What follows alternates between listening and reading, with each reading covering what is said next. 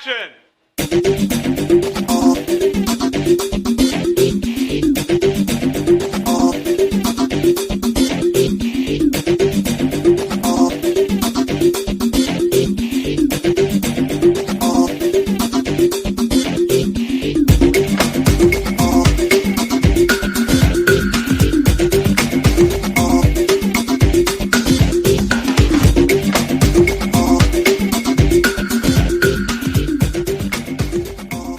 You disgust me.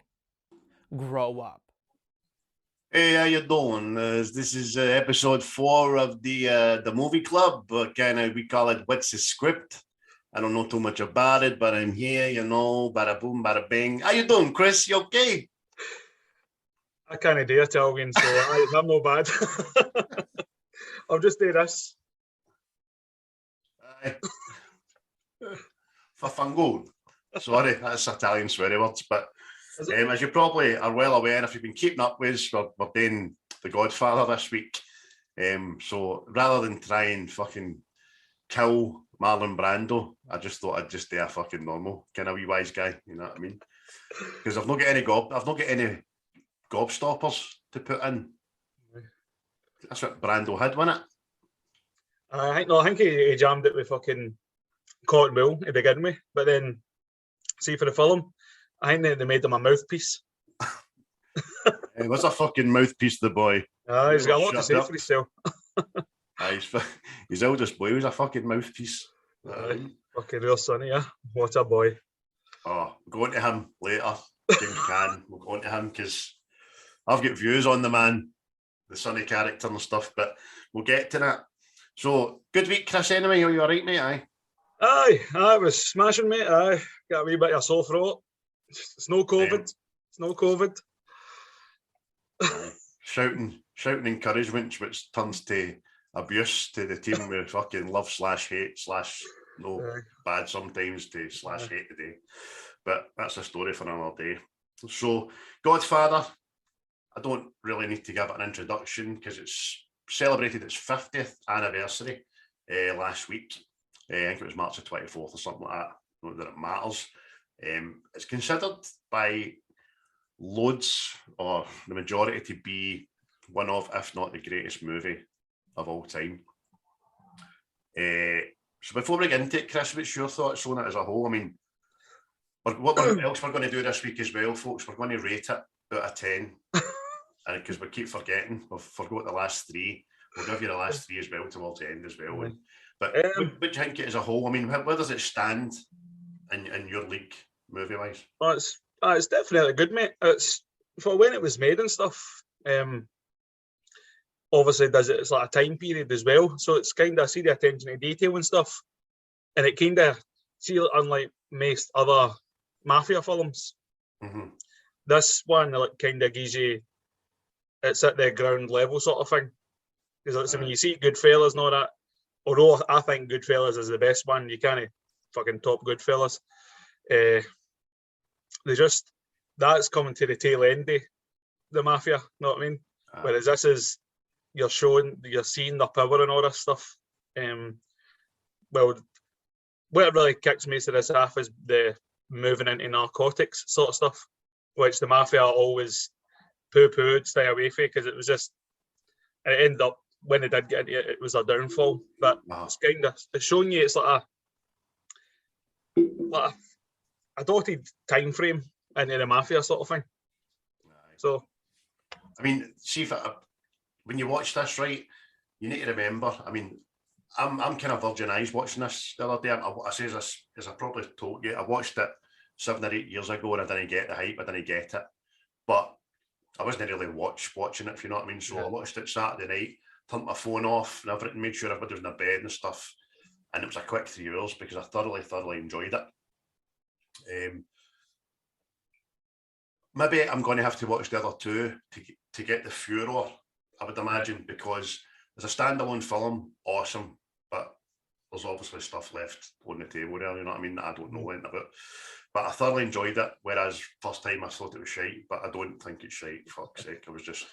what I will say is, I mean, for the time frame, as you mentioned, 72 was when it was released. I think the last gangster film before that would have been all your black and whites and all that, wouldn't it have? Hey, how you doing, Johnny? It's me. Cheese, I tell you, cheese. Yeah, that's it, see. You know what I mean? Listen here, you see? You stick with your own. You stick with your own. Exactly. So black and white kind of fucking trilbies and all that kind of stuff and Tommy guns and shit. But 72, I think it stands up well, man. I thoroughly enjoyed it, as I say. Oh, out of the trilogy anyway, it's my favourite. A lot of people say they like the second one better because you get see Vito Corleone, you get his backstory. Right. But this one, I think, it's just it shows you the old and new, sort of. Know what I mean? Aye. It's the making of Michael and it's where Vito and Michael cross in it, and it's. Yeah. But we'll get to it, and so we start off. It's just the first thing, the music in it. Aye, that's smashing, mate. It kind of it sounds. I know this is going to sound stupid, but it sounds Italian. Aye, know what I mean? But it's kind of shady. I know. It's not like here.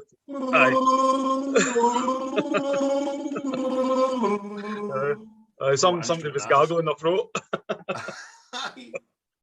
But it's no fucking bap Americano, know what I mean? But I think it sets the tone, doesn't it?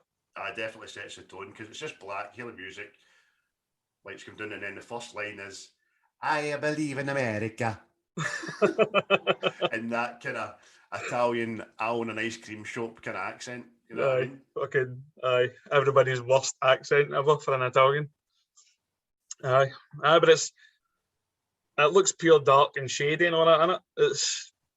It's not let's say like Goodfellas. Goodfellas is pure glitzy and glamoury and stuff. This is a bit more grounded sort of thing.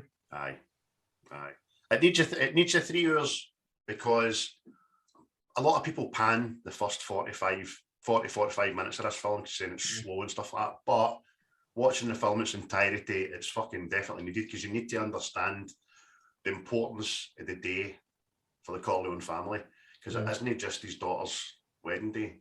This is a day where everybody in their dug gets a chance to ask Vito for a favour, which you cannot refuse. I mean, you've heard it in a million films and TV shows and comedies ever since, you know what I mean? That make an offer you can't refuse, how you doing? You know what I mean? But it sets its own. So the wee guy says, I believe in America, and he requests a Vito, doesn't he, Chris? What is it, requests? It tells on the whole story how his daughter get beat up with a couple of guys. How they try to go down the judicial system and stuff, but it didn't work. And then we need to go to Don Corleone for justice. But Vito kind of puts him in his place. Like, if you wanted this sorted, why did you not come to me in the first place? You know what I mean? So I think he's kind of offended by that. You didn't want to go down my route first. So, but I think the guy kind of makes amends, doesn't he? He does. Before he gets fucking packed out the office, he kind of kisses his ring. He calls him Godfather, which he didn't do first of all, and he kind of guarantees that should he come for a favour in the future, when any questions asked, and he'll definitely give him one back. But so eventually Vito agrees to his request, says he'll sort it, but as he says to Tommy, didn't he? He says, "Get somebody on these guys, don't kill them." Aye, that's it. Murder isn't justice because your daughter still lives. Aye. Which I thought was a funny way of looking at it, know what I mean? It was, but although I probably think they deserve to die as well, it's like a touch of a class. Vito, we're not just going to murder for murder's sake just because you asked me. There's got to be justification behind it, you know what I mean? Aye. Which I thought was excellent. Which is a theme in this as well. Murder's only business. Know what I mean? It's not like vendetta sort of stuff. Well, it kind of goes that way, but it's business. Again, and how many other films and movies and things have used that fucking cliche? Aye. Like, you know what I mean? It's not personal, it's just business. I mean, fucking, what do you call him? Mario Puzo's wish he'd copywritten every one of these fucking lines, man. Yeah, Worth exactly. more than he was, you know what I mean? But so that's the day set. I mean, Vito's going between his the reception and his reception office, all these people. And we got a first look at Michael, who's in the full army regalia with his new squeeze. Kate Hudson, is it? No. I think that's her name, Kate something anyway. Kate something. I can't remember. I wrote down to make a point about it because nobody calls her by her first name. It's always their full name, you know what I mean? Well, I think that's like a kind of tip of the hat as well to see the style back in the day. That's how you addressed people. It wasn't like me and you, all right, Craig, mate. No, that's like, hello, mister. Aye. And that's that. But she's kind of, well, what's happening here? No, this is a big wedding and all that. What do you do? What's your daddy do? And Michael's just going round about the houses, telling him that he's a businessman. Stuff doesn't delve too deep. But behind him's Luca Brasi sitting on the stairs practicing his fucking speech, isn't he? See, that's right away an interesting thing. See him practicing what he was going to say to Vito. That was actually that actor practicing his lines. Oh, really? Really? See, because that guy was actually a mobster. He was actually in the mafia. Right. I think he worked for the Gambino crime family or something. I think he was an enforcer. But see, as he goes in to see Vito as well, and he fluffs what he's going to say to him. That he fluffed that, I know. He fluffed his lines, and they just kept that. That's the trivia. And keep rolling. Oh, well, it worked, man. It definitely worked because it was all nervous and sweaty, and he wasn't even in to ask for anything. He just wanted to condone his gratitude and respect about being invited, because I suppose before that he was just a hitman for him, wasn't he? And he didn't expect to be invited to his daughter's wedding. That's what I mean. There's a lot of things in this are ad-libbed. Look, fucking, well, right away, see how Don Corleone's sitting playing with the wee cat. The wee cat was a stray on the studio set. Know what I mean? Because it was just sitting there all nice and purring away. Like, I keep that in. Makes it a wee bit sinister, know what I mean? It's talking about doing something in while just playing with the cat. Fucking poor kittens fucking getting stroked to death, and probably the most famous kitten in cinema. So out at the wedding, there's nothing really happening. It's a bit jovial and stuff like that. I thought the song was funny, but and they all get a shot, didn't they? Mama Corleone gets up and gives us a wee verse and stuff like that. And we meet Johnny Fontaine, who was like the biggest singer in America at the time. All the lassies fucking love him. They all swoon at his feet and stuff, but even he wants to see Vito. See, that character was supposed to be in the film more, but Frank Sinatra thought it was him and threatened the film. Right. So he was dialed back, sort of thing. Aye. But it's fucking. The other bit I read about that as well was Frank Sinatra actually asked, do you know what, write me into it and we can go the way you want to go and do that part. And he says, no, you're fucking old now, you know what I mean? You're not getting it. That's it. Like, nah, fuck it. Do you know what I mean? Mate, it's fucking. I see. Like, after that bit, see when he goes in to meet Vito and he tells him, I can't get this film, blah, blah, blah, and fucking, I don't know what I'm going to do. The next thing he gets up, what am I going to do? He fucking slaps him in the face like that. He's like, what should I do? What should I do? Act like a man. Again, but another bit is fucking ad-lib. See him slap him? Was not scripted. Right. See, you look at the actor that's playing Johnny Fontaine, you see him smiling and like covering his face. As if you just do that to me now. Exactly, man. Fucking brilliant. And then fucking cut back to the chief size of that cake. Aye, mate. Name of Rebecca was talking about it. You see the cake I made for you. You see the cake I made for you. Fucking see it. You can fucking see it for Sputnik, mate. I know, fuck's sake. Fucking 97 tier wedding cake. Go big or go home. Exactly, mate, exactly. So, as I said, it was about 40, 45 minutes, the whole wedding and the comings and goings and stuff. And there's not really much to add to that. It's just we kind of get a meeting a veto. We know what's happening. We see Tommy. He's a consigliere for the Godfather, which is the advisor, obviously. It's easy for me to say. And he's treated like a brother, but he's not a blood brother. He was taken in his elbow and stuff like that. You see Sonny just floating about the background in the office, and obviously Michael's outside, and so Alfredo. Fredo, aye. Fucking. He's just no business being born into that family whatsoever, is he? Nah, he's a sweet boy. Aye, he comes there and introduces himself to fucking Kate, doesn't he? And it's a pure awkward meeting. See the way he fucking goes down. I thought he was going to sit on our lap. Know what I mean? What are you doing? I don't know that. Get fucking off of her. Johnny Fontaine was in to ask Vito to get him the part in this film because he wasn't getting it, and it was Waltz. So we'll go straight to the Waltz Studios, and Tommy goes there as the consigliere, relaying the instructions that he wants Johnny in the part. And he's like, no, you can get to fuck. He's not getting in the part. He's rubbish. They defiled a lassie. That was fucking that I liked. That's the whole reason for him not getting the part, man. It's the way he makes it. I know. The studio we spent millions on her dancing lessons, singing lessons, and all that, and it all comes down to he stole my bird. Aye, that's what it's with, isn't it? Because it's all going. You're like, right, he's justifying this. He's put a lot of money in this lassie. He's put a bit of time and effort, and then he fucks it all by saying, she was the best piece of ass I ever had. I mean, but Tommy goes back anyway, invites him back that night for dinner and stuff. Says, look, I didn't know it was Vito Corleone. But even then, didn't he? Ends up. That's a good line, say, with Tom Hagen and all. What is it? The Waltz guy says to him, you can ask anything else, just know that. I'm not doing that. And he goes, well, he doesn't usually ask when he's been refused the first favour. So you're like, aye. Oh.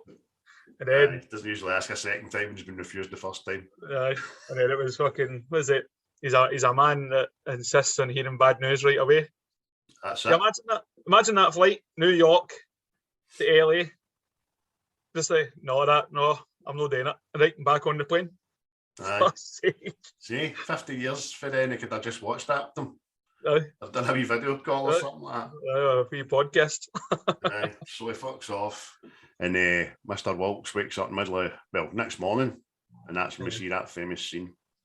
Aye, the big horse head, which I didn't know was a fucking real head, by the way. It's no 100% authenticated. As far as I've read, there's loads of people saying it was real horse, other people saying it wasn't. Aye. But the one I read is the way to a dog food factory. And got a head. Oh well, definitely not saying it's wrong. There's just a couple of people for the studio have poo-pooed it and says no. But obviously they didn't go out and fucking kill a horse to do it. You know what I mean? Exactly. Aye. Because I think I remember there was a big protest on this about it. Because I think that's what everybody thought. So maybe the studio's trying to distance herself here. Aye, I think that's probably. I think you're right, mate. But as you say, anyway, man. I know. I could just imagine you, but as you say, just rocking up at Pedigree Jump Factory, like chatting the door, like, oh, and any horses in there? What you want? Can that be got? So he wakes up covered in blood, horse's head, and then obviously Johnny gets apart because he's been fucking warned. You know what I mean? Plus, Waltz strikes the bed. Aye. So Salazzo by this time, obviously they've got the meeting with Salazzo, and he's, as you said earlier, he's requesting permission to start bringing drugs into the country. Do you know what I mean? Yeah. He comes in with us. He wants to use the Corleone's family's influence on politicians and police and stuff, which is like the kind of it's the first hint a bigger story, but we'll come to that up see later on in the film as well. But it's just really down to politicians and police to save themselves, sort of thing, save themselves trouble. But during the negotiations, Vito's said to him, what about the Tattaglia family? What did they get out of this? Which Salazzo says to Tom Hagen, my compliments, because he was getting in there, just practically not going to mention that, know what I mean? I'm in to get more money. I don't need to tell you anything. Exactly. But obviously Vito's not wanting to go down that route, regardless of Sonny and Tommy's feelings on it, because Sonny's up for it. Aye. And Tommy says, as much as he says, look, it makes good business sense 10 years from now. It's the way that it's happening, whether we go with it or no. You don't want to be left behind and stuff like that. But Vito, to his credit, sticks to his guns.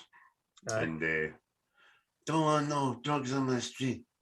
There you go, that's my Corleone, absolutely pish, man. So Sonny blots it and all, didn't he? And then it's like another wee life lesson. Never tell anybody outside the family what you're thinking again. Aye. You know what I mean? Aye. Because obviously he's kind of the heir to the throne, isn't he, at that stage. So that's another wee lesson for Fader. You fucking dared to get him into fucking other people are in the room.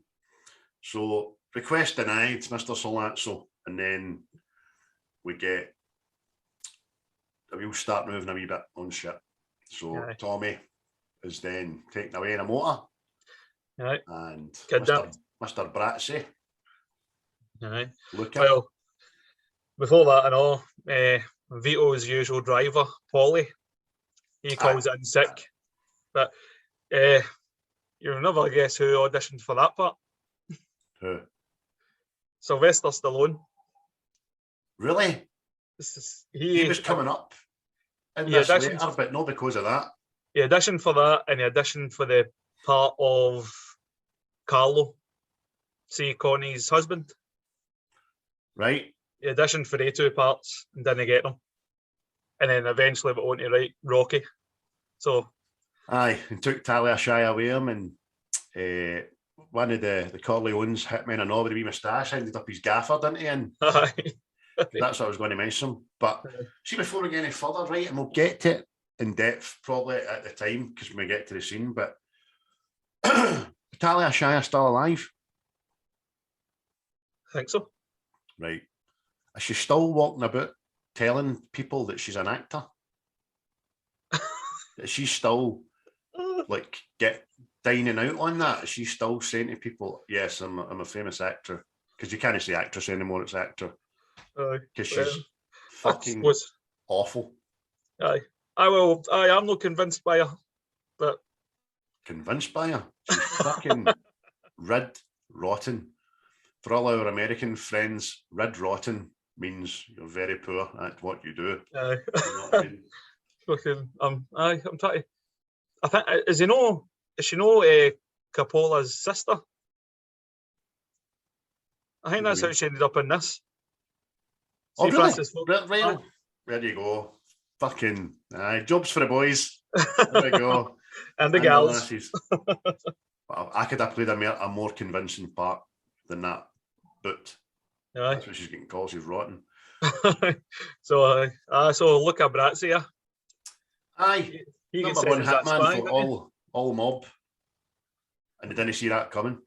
Aye, but see that and all. By the way, see when he's getting choked out, how fucking real did that look? But his eyes. Aye, I swear to God, I thought we were going to pop it. Mate, it's fucking even still. Like, see other stuff I've watched now. That's still the most realistic choke I've ever seen. Do you know what it looks like? Remember when Arnold Schwarzenegger fucking gets exposed to Mars before it turns to oxygen? It's like, his eyes are not coming out and stuff. The tongue fucking heavy reminded me of Jabba the Hutt. See with the fucking tongue. Exactly. So it's all set up. Salazzo's done this because he was refused. He's took Tommy as a kind of bargaining tool, asked him to get back and say to Vito, listen, I want you just to say to him, come on, this makes sense, blah, blah. I'm like, look, I'll try. I'll try. That's all I can do. And he goes, you're free to leave. Away you go. Yeah. And by this time, Tommy doesn't know what Lucas did. And he says, but you might be getting a visit for Luca Brazzi. And then he just sees Salazzo just looking, saying, I don't think we'll hear too much for for Luca Brazzi.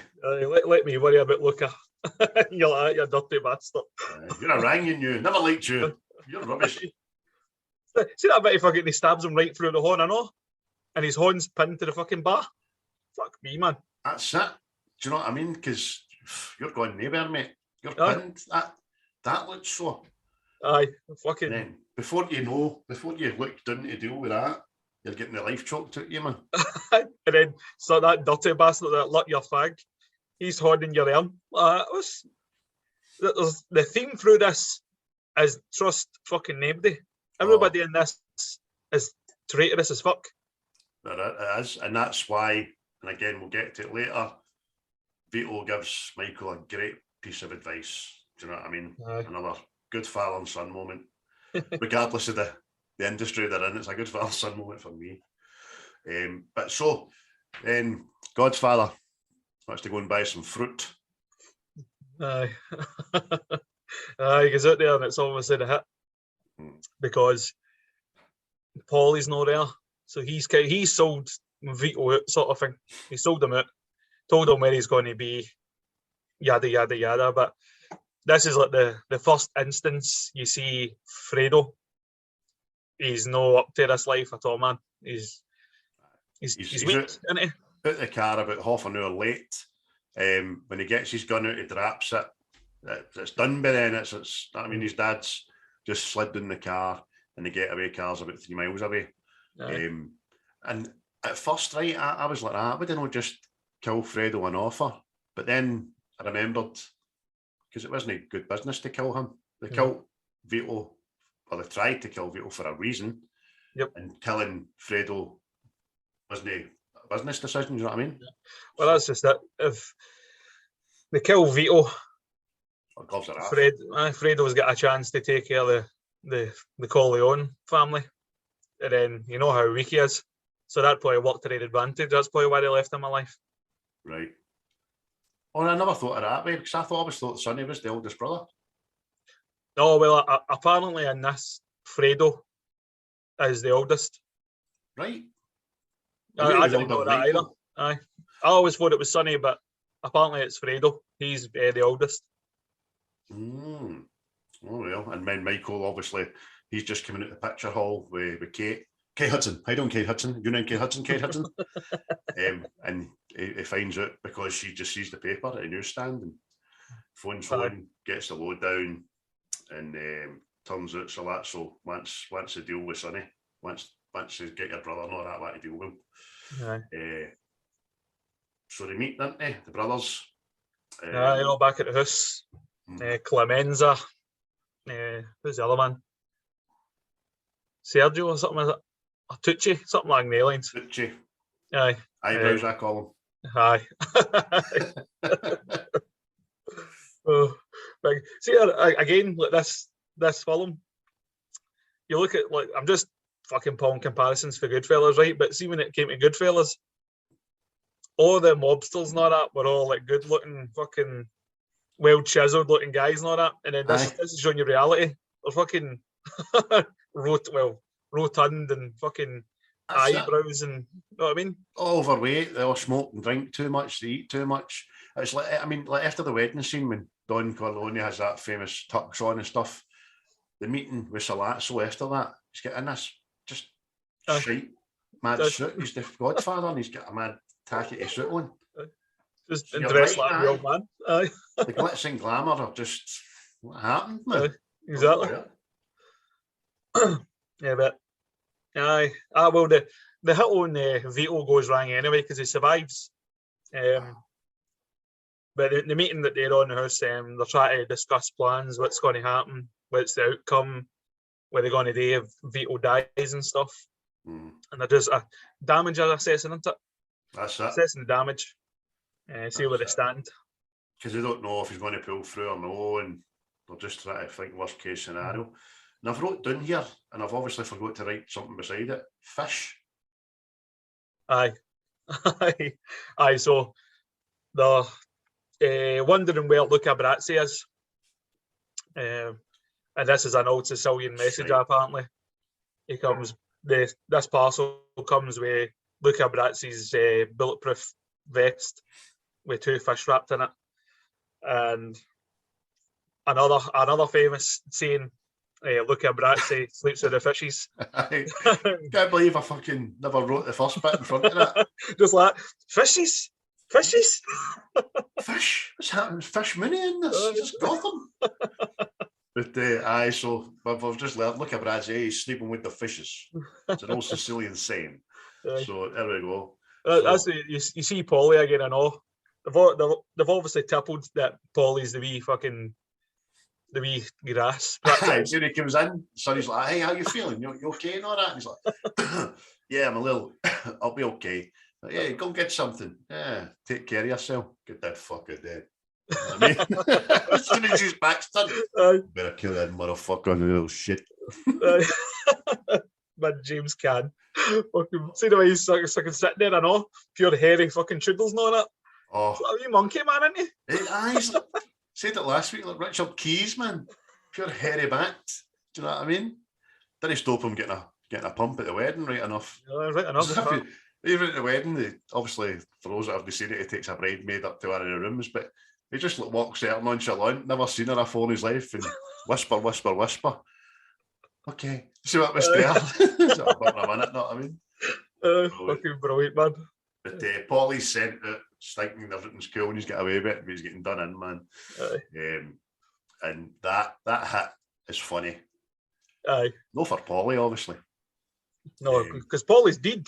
Aye, but just when they get in the car, he kind of turns around and says to what is that hitman's name? The kind of rotund guy that's in it throughout. Clemenza. Fucking keep forgetting it. I said that like a pure Glaswegian. Clemenza. Clemenza. He's named after a bit of fruit, that boy. Aye. So the cunt in the front obviously says to him, I sit in the back, I can't see you at the rear view mirror. See if you're Paulie then, you've got half a brain, you're like, uh-oh. Aye, you know? Something's amiss here. But he's obviously wide enough thinking, well, I'm not getting choked out if Rocco's had to move to a different seat. But was the way you run that, isn't it? They just fucking pop. Aye, that's it. So Clemenza gets out, says I need to stop for a pee. Well, he's out. Bang, bang, Paulie's dead. But then Clemenza comes back, pulls up his fly, says to the guy who took the shot, oh, leave the gun. Take the cannolis. And again, mate, that was another bit of his ad-libbed. Was it? That actor just made that up on the spot. Oh, class, and they just man. Fucking amazing, by the way. See, I didn't know half this shit until I started fucking researching it. You're ahead of the game, man. I've hardly touched on the trivia this week, just because I've been daddy daycare for a couple of days, but aye, brilliant. Just imagine a mobster, because it portrays the fact that this is fucking, again, just business. It's my job. I've seen this a million times. And even though I'm looking in a car, a guy with the back of his head through the front of his head, they can always look good, by the way. Is his wife that wants it, isn't it? It's Clemenza's wife. Don't forget. I didn't know that. I just thought he was a fat bastard and thought to myself, not leaving them, man. Hey, leave them other way. You fucking leave that cannoli there. Hey, they're mama doos. Hey, don't leave those cannolis. They're fucking gorgeous, let me tell you. Brilliant, man. See, that's again, it's different times, man. Because leaving that fucking murder weapon there, they'd all be caught. Fucking job done. How times change, man. So what you thinking about Michael at this stage, right? What you thinking about him? I think he keeps trying to distance himself away from this part of the family, but I think with what happened with his dad, he's starting to. It's like family, isn't it? He never wanted to be part of it, but he's like kind of being dragged into it, sort of thing. Mm-hmm. Aye, just you kind of don't know what to make of it. Just comes across a bit of dick. Do you know what I mean? As if I'm not like you, I'm away fighting the war, and then it's kind of up and down with him. Do you know what I mean? And it kind of treats Kate like a fucking bit of a wallop or an arm, man. But because I think he went to college and that, didn't he? Aye, that's right. Diane Keaton in this as well. She's fledgling at the time. She's quite unrecognisable, actually, because she's a beautiful looking woman, but no then. Again, she's no dolled up like the lassies in Goodfellas that you were talking about there. That's it, mate. Fucking Fuck aye, man. Fuck aye from it. Aye. So Michael goes to the hospital to see his father anyway. Cut to the chase here. And when he gets there, it's like pardon the fun, it's like a morgue. There's absolutely nobody about. There's nobody at the front desk. There's no nurses, no doctors. And the policeman that was assigned to Vito's room was just no there. He wasn't there. It was an empty chair. Yep. So Michael goes in, didn't he? It was like a case of the fucking Epstein murder there, wasn't it? Mm-hmm. Aye, goes up and he sees that there's no guards there. Obviously, he finds his dad in the hospital, finds his room, checks in on his dad, and this nurse appears. And she says, you're not supposed to be here. And that's when he asks what happened to the people that were supposed to be guarding my father and stuff. She says that the police came and sent them away, which it's no secret to anybody. The police were up for sale back then, know what I mean? But so especially our friend, the police captain. Aye, he's a big bastard, that captain. I've never liked him. No. I never liked the boy. No. Even I recognise him for other films and things. I think he was in Columbo and all that. I know a couple of episodes or two, but he's a fucking walloper. Oh, I don't like that boy. There's a want with that boy. Aye, but as he gets the nurse, Michael says, look, some people are going to come to harm my dad. We need to move him now. So him and the nurse move him. And then they see Enzo, just a family friend, just coming up the corridor, a wee bunch of flowers to see Godfather. And he's no mafioso by any manner of means, is he? No, he works in the bakery because he's the boy that was with the baker. Aye. About the cake. Cake. But it's then that scene, Michael is saying to Vito, I'm here for you, Dad, and all that stuff. See when he says that to him and Vito starts tearing up, mm-hmm. do you think that's Michael pledging to join like the family business, or does it mean just I'm just here for you right now sort of thing? It can be deemed either or. Again, it's I see a good few father and son moments in this film, and that was one of them. That was my first one, and I just, because he's been away in the army and stuff like that, he's just back, and he's just letting his dad know in his time of need, look, I'm here for you. Do you know what I mean? I'm not going anywhere. If you need me, I'll be here.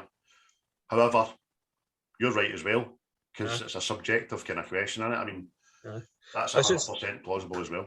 And it's just because since the hit, you're kind of seeing Michael. He's getting well. See, when you go back to the wedding, Michael sits with his missus. Doesn't go anywhere near anybody else. You know what I mean? Then the hit happens. He's there at the house with Sonny and that.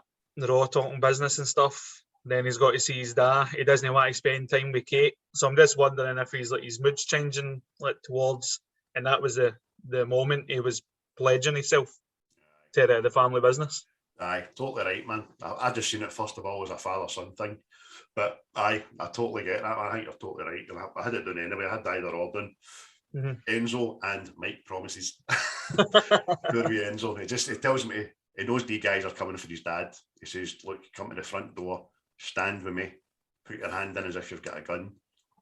Just stand, it'll be fine, it'll be fine, it'll be fine. Mm-hmm. Enzo's fucking shite yourself. So the big, you know what I mean, car pulls up, all these people look at, decide, nah, too shady. We were told nobody would be here, and they fuck off. And Vito lives to fight another day. Yeah, that's it. And again, that's how you know it's like a setup, because nobody's phoned the police. So the police are going there thinking there's been a hit. Know what I mean? Exactly. Nobody's phoned the police, and then in 2 seconds later, it looks like fucking Ibrox was the day. Every police in the world convened in the one place for no reason. You know what I mean? And that's when we get our first fucking look at the big police captain bastard, man. He's a big bastard. See, this film is obviously in theme with the times, but I don't know, just because when this film was made, 72, just racism was rife. Mm-hmm. But there's so many fucking racist remarks in this, isn't it? Just in his one line. Aye. What is it? It says, I've seen you all. Aye, something Guinea. thug rats or something like that, hood rats or something like that. The fuck? It's like, dearie me. I know You know- him, but the funny thing about that is he's clearly himself an Irish immigrant. You know what I Aye, mean? exactly. You're like, Every- fucking. Every polis in Chicago and New York at that time. Oh, brilliant, man. It was just, Michael gives me a bit of chat back, didn't he? aye. Where's the people? Where's the people regarding my father and all that? And he's just like policy now. Put him in the van. Fucking, but then puts it to him. What is the top paying you to murder my father, sort of thing? And then that obviously gets his goat up in it. Hold him up. Hold him good and tight. And yeah, by the way, what a punch! I looked through and all, by the way. I know. Fucking hell, man. It's like, oh. Broke poor Michael's jaw, so it did. Aye. And that doesn't get fixed for about 8 years, but it looks at. I know. I was going to ask you that. It has that black eye for.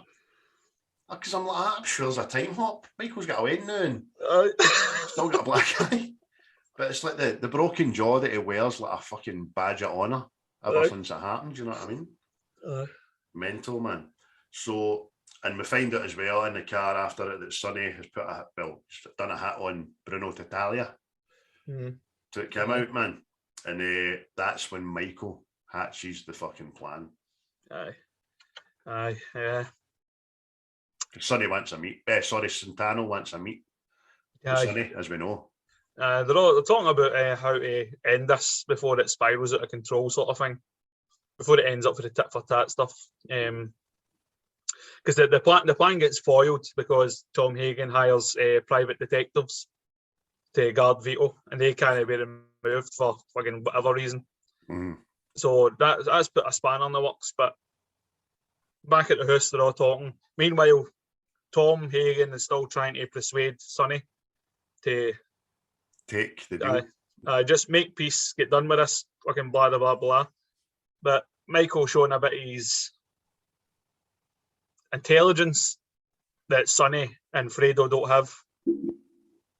They know, because he's still a civilian, he'll arrange to meet with him and he'll take the two of them out, which is mated by fucking hilarity because I know. They still see him as the wee boy, the wee college boy and stuff. And which is funny, because see at that minute when they started laughing, do you know what I thought? I thought, hold on a minute, Michael's just back for war. What are the chances Michael's probably killed more people than you have and seen worse death and maiming than you have? Yeah. But because he's not pulled the trigger for the family or in the family's name, it's hilarity. He suggests that he's going to put a bullet in a couple of folk. That's the way Sonny says to him. You're not shooting for 200 yards away. You need to see the guy. You need to get blood on your suit. And you're like, fucking, what's the difference? Exactly. Fucking hell, man. Still taking a life, man. But as I say, Michael hatches a plan. It's a brilliant plan, isn't it? Oh, tremendous, aye. Simple, effective. Aye. Plays on his civilian label he's been given, because he's not anything to do with the family or whatever. Obviously, he must know some of the tricks of the trade anyway, because he knows that he can't have a weapon on him. So he says to them, "You'll need to plant a weapon for me." So, but the way they do it, aye, it was a bit of planning that any of them had anyway, wasn't it? Oh, definitely. I mean, again, see, even that the plan is, folks. Obviously, if you've not seen it, is that once they find out where they're going to have the meet, somebody will get in there beforehand, put a gun taped to the back of the toilet system. Michael will go in, bit of chit chat, say, "Can I go to the toilet?" Because he says, "No, don't say you're going. Ask to go," and then get the gun, come back out, bada boom, bada bing. Again, that's something that's been used in a few films since as well. That's exact same plan. That's it. Yeah, well, aye, they're waiting about, isn't it? They're waiting about for all the. Sorry, Michael's answer to Sonny is, it's no personal, it's just business. Aye. You know what I mean? Just back in the few things, in it, and even you see Tom the whole time has been like, "No, let's just make peace. Let's just make peace." And when Michael convincing him, he's like, we're talking about a dirty cop, a cop that's involved with the rackets, involved with drugs and stuff. We could spin that. And then I think you see Tom's attitude turn for we shouldn't be doing this to, well, why that should work. Because see, technically, Vito is his dad. Know what I mean? Oh, So he's wanting revenge, but he has to think like was his job title again? Consigliere. I can see if I say it in Italian, I can say it no bother, but Scottish accent with false teeth is fucking hard. But if you say consigliere, no bother. His advisor. Aye. But they hatched the plan, isn't it? Hatch the plan. The plan's in motion. Sitting about the table a couple of hours beforehand, they still don't know where the meat is. And they eventually get it. They eventually get a reliable source to tell them it's in a little restaurant downtown, or I can't remember, Queens or something like that. And that's fair enough. But obviously, Salazzo's going to send his car to come and pick him up because he doesn't know where they're going. Yeah. And before they meet, even on the bridge, Michael's fly. Aye. He says, "Are we going to Jersey?" Aye. And that's when they think to themselves, "Oh, he doesn't know where we're going." And they do the big U-turn on the Brooklyn Bridge and head to Queens. See, it's all the wee details, mate. It's brilliant how they done it. It's like stuff you would just pure overlook. You know what I mean? But it's just like it's pure slight, and it adds to the film. Aye. So clever. That's, I suppose, they get the term "wise guys" for a fucking reason. Do you know what I mean? Aye. Aye. But aye, the next time they go to this diner for their meet between the Salazzo, Michael, and the police captain. Yep. Well, before that, you've got the bit with Clemenza. Clemenza's tell Michael how to do the hit. It's like, you shoot. Aye, and again, obviously, this is the guy with the cannolis. That's just how I do my job. What you want to do is, you know what I mean? And even when he makes a gun for him and stuff like that, beforehand, the guns get extra grip on it and stuff, so it doesn't slide out his hand. And I just, what does it say to me? Went, let the gun drop to your side, because people won't know that you've dropped it, but they'll still think you've got it, and so they'll know going near you. And anyways, they'll be too busy shitting their pants. Get the fuck out of there. They'll be looking at you, but don't look right at them. But don't look away either. You're like, how the fuck did you do that? Look at them, but don't look right at them. Walking out the door like that, man. Fucking. You know what I mean? But even at that as well, it does warn them beforehand. It says, but listen, after this, you'll need to lay low for a good time. You'll need to go away. Aye. How long? Maybe a year. So I ain't bother.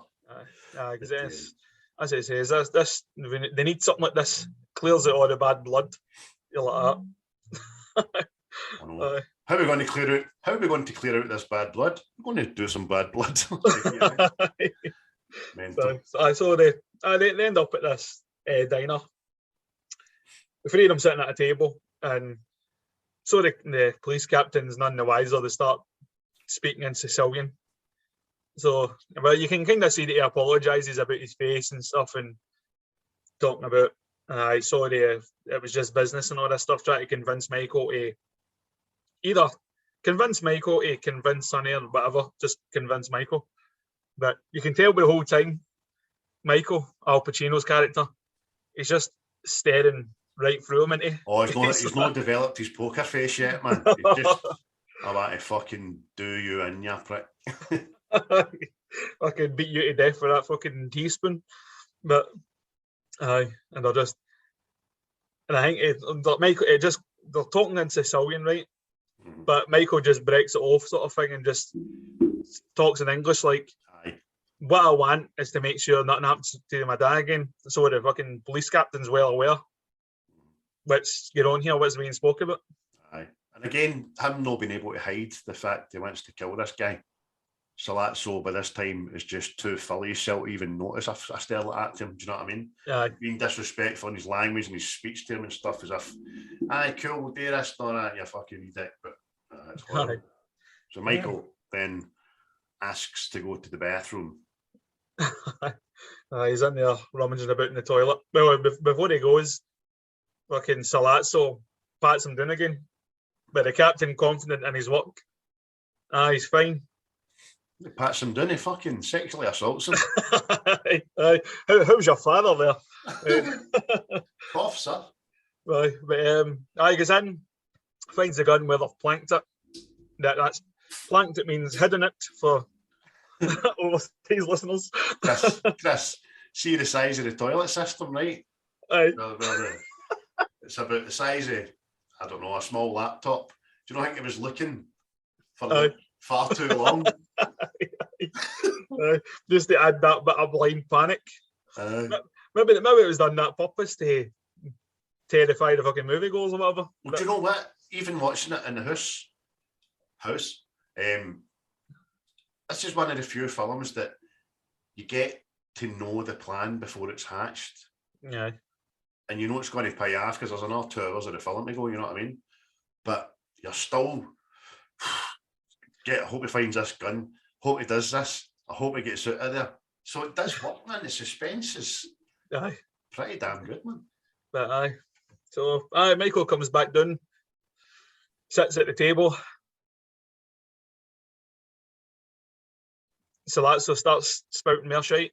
How we're going to do this, going to do that. And it's just see that camera angle, it kind of pans in a wee bit and it's looking at Michael. And it's just his eyes are darting for the Salazzo to the captain, just any minute now. And then that's it. And stands up, fucking does the business. I like the way he gets the police captain's chewing his food, so he shoots him in the throat first, right the gullet, then gives him one in the head, but that's after he's popped Salazzo. But Salazzo only got 1 bullet. I know it was enough, but he was warned beforehand, give him 2 each, just to make fucking sure. And then he does what he's told, drops his hand to his side, perhaps. He forgets about that to begin with, didn't he? Starts walking out like fucking the detective in an Noir film and then goes, oh, fuck. Oh, gun. No, right into a fucking waiting car and sped off to fucking Sicily. So he's out the picture for the foreseeable till the heat, dies down and stuff. And by this time, Vito gets home and every member, his family and his family's family and their family and 2 families down and families for all over the world are standing in his hall. Well, he goes up the stairs on a stretcher, no strapped in. How the fuck? See, sliding. Right, what's funny about that at all? Marlon Brando knew he was getting carried up these stairs. He put weights in the stretcher. Did he? Why? Just to burn him up. But the fucking see as the Mafia wars happening as well. You see the spinning papers and all that and stuff. It was actually George Lucas that put that together. Because him and Coppola are pals. Oh, cool. And see some of the pictures in that as well. That's actually real Mafia stuff. I don't know George Lucas, I think that's pretty cool, man. Pretty cool. I like that. One of the pictures is Frank Nitti, which is member of the Untouchables. Aye. That bad bastard. Killed Sean Connery, that boy. I know, but he squealed like a stuck Irish pig. Fucking, you sound anything like that? That breeds one of the great lines. Where's Nitti? He's in the car. Aye, fucking right off the roof, man. So Vito's home, and that's when he learns that Michael's away. He's done the deed, and then he knows that I didn't want him in the family business. Fucking heartbroken, isn't he? That's that kind of started, and it's too late. There's no getting back now. You know what I mean? Michael's now. Do you know what I mean? His path is now chosen. Vito knows this, and it saddens him, breaks his heart, as you say, mate. And all the while, Sonny is kind of running the things, while his dad's laid up, and he wants to go to war with everybody. Aye, running it into the fucking grun. But that's when you first kind of see fucking Carlo, Connie's husband. That's when I think this is where the seed gets planted, where he becomes a bit of a rat.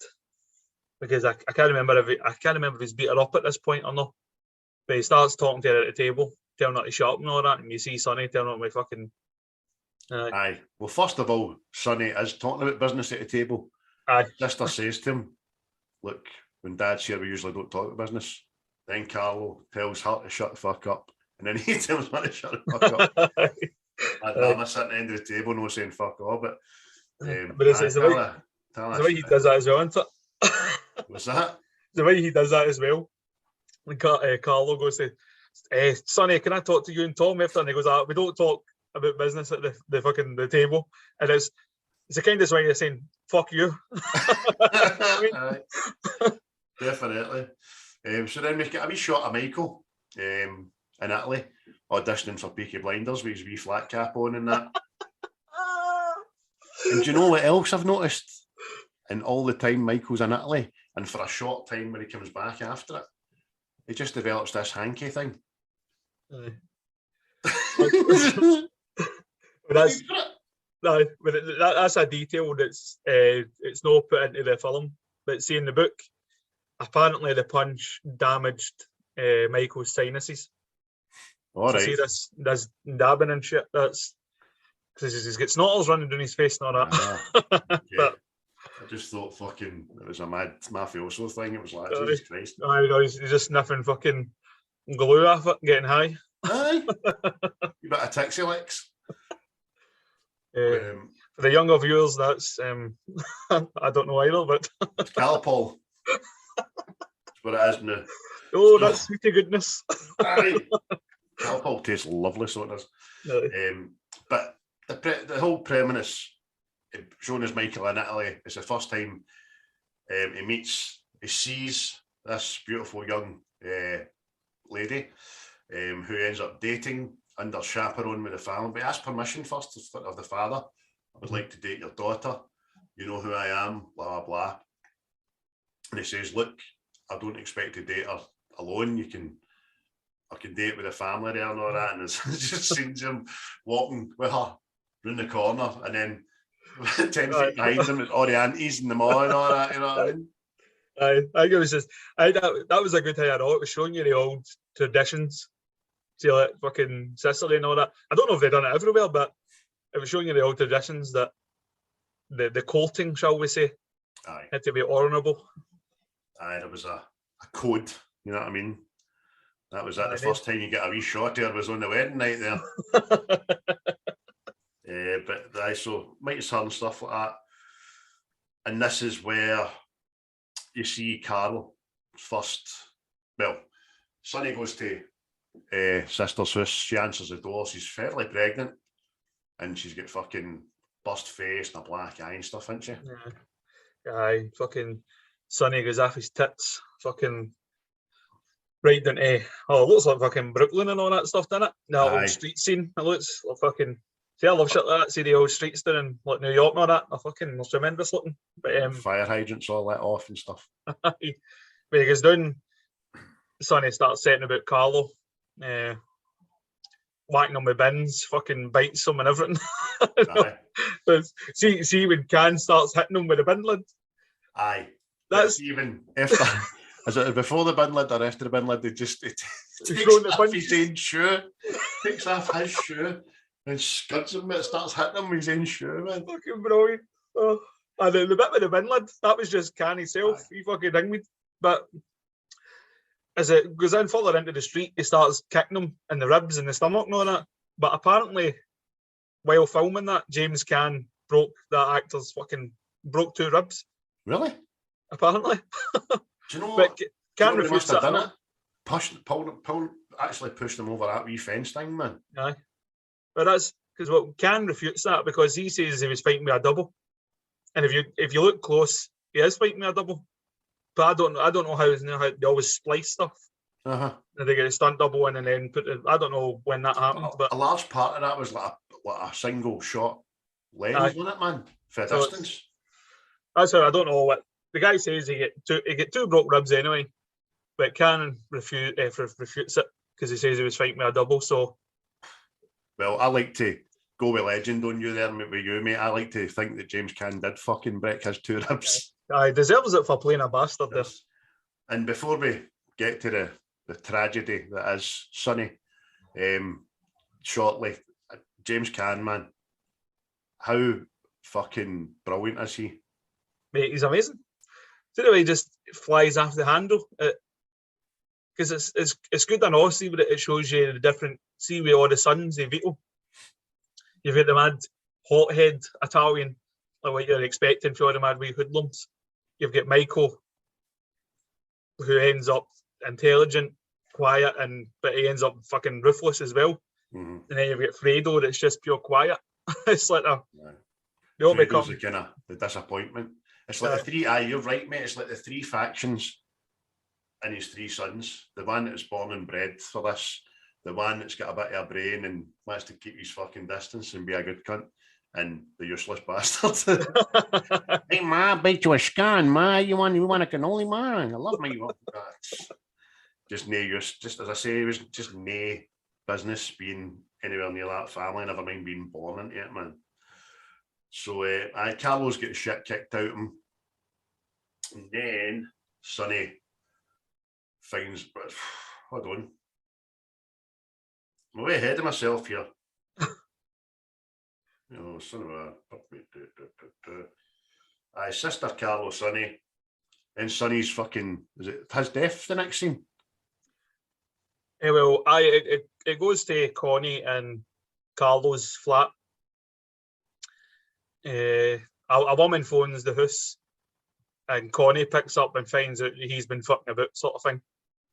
And then she goes, the dinner's on the table that he's told her to make, and he says, nah, I'm gonna. So she wrecks the house, which you think is just, it's a horrible scene, by the way. It is. The belt. Fucking horrible, man. It is. Do you think cunts get away with that? Makes you fucking sick. But especially, again, she's still pregnant. Aye. And no, do you know, I was going to make a joke about it and say he wasn't getting the belt out until she started acting. He's like, oh, here, fucking, you're terrible. But no, you're right, mate.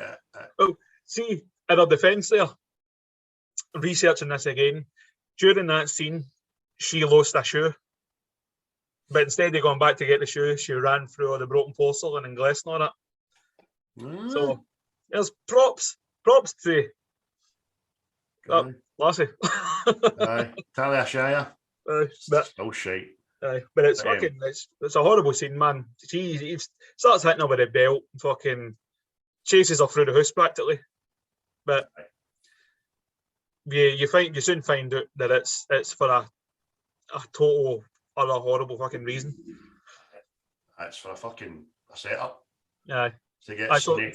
Aye. Connie phones the house. Aye. Connie phones the house and tells her ma, and Sonny ends up finding it.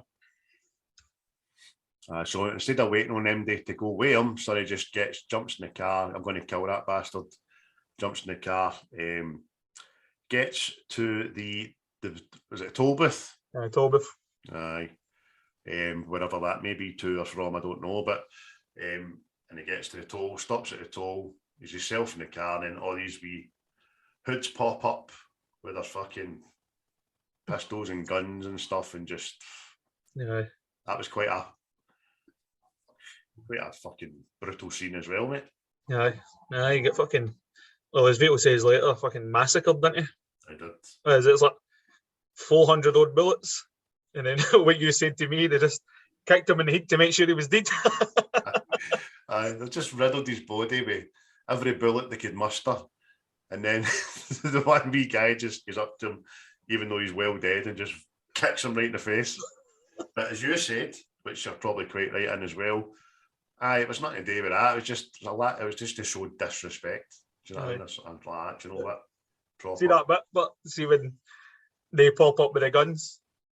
My head, every time I see it, I just think Bugsy Malone. The pie, isn't it? It's in Grand Slam, free and easy. Brilliant, man. I need to watch that film. I've not seen that since I was young, man. No. Oh, mate, smashing. Can't beat it. It's usually on Channel 4 once a year, but... Is it? Usually is, aye. I promise I won't download it and I'll buy it and I'll watch it legally. I will not stream it on one of yon pen things.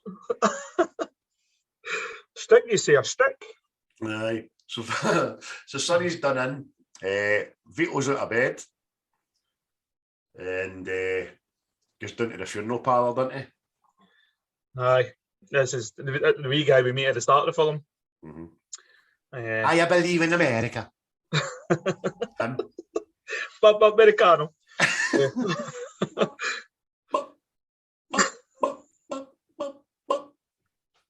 Americano. But aye, fucking. Sorry. There's a singer in the boy. Vito, who isn't fully recovered yet, he well, first of all, he says to Tom and that, doesn't he? Doesn't want any more acts of vengeance. He wants a meat sat down to end this war, but then they end up in the funeral. Aye, they end up in the funeral home. Obviously, Sonny's ma's not seen the state he's in because he does get fucking massacred. But it's the first time you kind of see Don Corleone as well, just about to maybe start greeting, and then catches himself because back then it's like a sign of weakness and all that stuff. Know what I mean? Because of who's there. Aye. Because it's. But he says he doesn't want his mother to see him like this. Mm-hmm. And that's how you hear the line, they butchered these boy, they massacred this boy, because it's fucking what, 400 odd fucking bullets or whatever shot into him. It's not just a hit, it's a hit and then it's defilement and disrespect. And obviously a big thing back in the day was the ultimate disrespect was to leave a mother with so she couldn't have an open casket at the funeral. Do you know what I mean? That was the utmost disrespect. But Vito's not having it. He says it ends here. I want a meeting with the 5 families. I don't want vengeance for this. Just like I don't want him to look for vengeance for his son that died and stuff like that. And that's fine. So he meets the five families all get together. I'll not name after name because we all know who they are. And Vito, brilliant. By the way, Brando's excellent in this. You kind of forget about him because he's out the game for the start of the film, but he's back. And at this meeting, it's tremendous because obviously he still denounces the drugs, and he promises there will be no vengeance for Sonny. Absolutely no vengeance. You have my word. You all know me. Blah blah blah. However, my other son, Michael, when he comes back, if there anything should happen to him, I will have things to say about people around this table.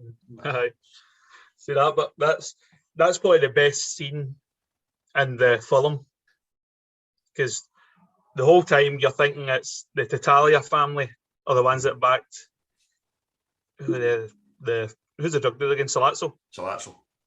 Yeah, the whole time you think it's the Tatalia family that's backed Salazzo, but when they're sitting there in that meeting, it's Barzini at the top of the table, and he reveals himself, because this whole time he's been hidden in the shadows, but this is when he reveals himself, because he starts asking for the same things that Salazzo was asking for. Yes. Saying Vito has the politicians, you should share the politicians. But see, as the scene goes on as well, you see Tatalia and Barzini exchanging looks. Know what I mean? Because up to this, you don't really know anything about Barzini. Nah, you don't. It's that.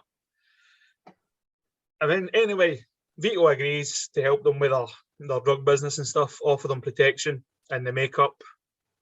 But it's after on the ride home with Tom, that's when you says to Tom, Barzini will have had these people vetted anyway. Aye. And that just shows you. Sorry. it's just like a funeral as well. He starts laughing and stuff, and he's having a fag, and everybody's walking up to him. This is later on, obviously, and he's just fucking nonchalant, not giving a fuck, thinking he's bulletproof and all that. You don't like him, man. Coppola makes a brilliant. Coppola all the way through this is. Don't be wrong, you've got to give the actors credit as well, but Coppola's making, like people, he's making you root for the underdog, he's wanting you. It's great, man. That's what's good about this film. But Tom thinks Vito's made a mistake by going, no, do you know me in Tattaglia? But it's showing you Vito's intelligence. He's like, no, fucking Tattaglia couldn't have outfought Sonny. But Barzini was too smart for him, sort of thing. That's it. So definitely. But he's already made peace. He's already made peace, so there can't be any fucking vengeance with that things. But then it goes back to Sicily with Michael, doesn't it? Does indeed. And he's been there a while now. Obviously, he's fell in love. Long story short, the last he sees, he's courted, falls in love, marries her. Are they driving about the yard? He's trying to teach her to drive in the courtyard in Italy, in this kind of fucking olive grove or something like that. I don't know what it is. And all seems well. Do you know what I mean? To Michael is shouted by one of his bodyguards, "Are we going to take the car in?" Stuff like that. "You're going to drive?" I can't remember his answer. I think he just says no. He says, "I'm going to be driving. Is your wife going to be in the car as well?" Says aye. But that is obviously alludes to what happens next. Aye, and he realises, didn't he? Because he looks at his bodyguard and he just fucking shits himself and runs away, and then knows he's fucking done something, and his wife just got to start the car and was like, "No." Aye, and it's a fucking bomb in it. Oh. Aye. I think there's still bits of her fucking orbiting South Manhattan. Aye. Fucking roofs all blow up to bits and everything, man. You're like, oh, they were fucking making sure he was dead. Aye, definitely. So Michael gets, long story short, he comes back, and we see Kate, didn't we? Kate's teacher, I take it, isn't she? Aye. Moved on with her life anyway. Know what I mean? Aye. Because the whole time he's been in Sicily, he's blanked her, and the family's blanked her, sort of thing. She keeps turning up, they keep turning her out. But when Michael's back, so Kate's out with some kids, taking them a walk, and Michael appears for the car looking a bit dapper with a hat and a big long grandfather coat on and stuff like that. And it's this when, see this bit here, right? Kate says to him, "Michael, how long have you been back?" And Michael says, "About a year." Do you know what I mean? See, there's two things here, right? One, Michael, you're a fucking dick. You've been away, married this woman. She's get blown up and thought, fuck, and go back home. And then he gives Kate the pure patter. It's as if to just say, how you doing? We're back a year. Hey, missed you. I've not stopped thinking about you and all that. And she buys it. See, this is where I think it's kind of sinister as well, mate. Because by that point, I think Michael is the Don, right? I think he is now the Don. But he's been back a year, and I think he knows he needs an heir. So I think that's why he's went back for Kate, sort of thing. Aye. But you think to yourself, aye. I've got a problem with having read up on this and stuff, and people always talk about Kate getting a hard time, Kate being a poor soul, Kate, blah, blah, Kate. Kate fucking knows. Aye. She knows what she signed up for. Do you know what I mean? She's not stupid. Aye. So that was always the argument with The Sopranos as well, mate. They always talk about Carmela gets a raw deal yet, and you're like that. And her own words, man, I got it with me. It turned me on. You know what I mean? She knows the fucking script. What's that? They know they were getting power. Know what I mean? They wouldn't want for anything. Know what I mean? And you're talking post-war, so wasn't the best of times anyway. You know what I mean? Exactly. Whereas, and Mama Corleone, she says earlier on, she knows the script, you know what I mean? She knows what Vito is, what Vito's about, but she does say, but he looks after us, he takes care of us, that's all. That's all I want. She knows the script, but obviously these newfangled 70s women are wanting a wee bit more after gangsters. You know, the house and the trappings aren't good enough now. Now I want you to stay home. I mean, talk about the Goodfellas as well. It's when Henry comes home, that scene, and they're still staying with her parents, and she starts, "Where you been? You call you out all night." He just pushes his cell laughing. Thumbs up out. And what is it? You're not Jewish. You're not Jewish. still gets to the mod in it. Man. Brilliant. Oh, We need to do Goodfellas, man. Need to do it. Oh. But so Michael's back a year. Aye. Vito gets up. This is brilliant, right? This scene in the office where Vito's consigning himself to the fact that, well, he's letting the rest of the family know that Michael's top dog. He's going to be more a consigliere. See when Vito moves away to the fish, is it the fish or the flowers? No, fish. And then Michael gets up and sits in his seat. Aye. That's when, if you didn't know, you're like, whoa, fucking power move, man. Power move. That's it. It's the, like I say, mate, it's the wee like stuff that you've picked up on, mate. It's like the wee that he's now semi-retired. Michael is now the fucking head honcho, you know what I mean? And he's just in the background listening, you know what I mean? Because he's now that Italian word consigliere. Well done, you can see it. Consigliere. Hey, consigliere. Consigliere. See what I mean? Aye, but he's just wandering about listening to the meeting and seeing. It's like an apprentice, isn't it? Aye. It's like just sitting, listening. Aye.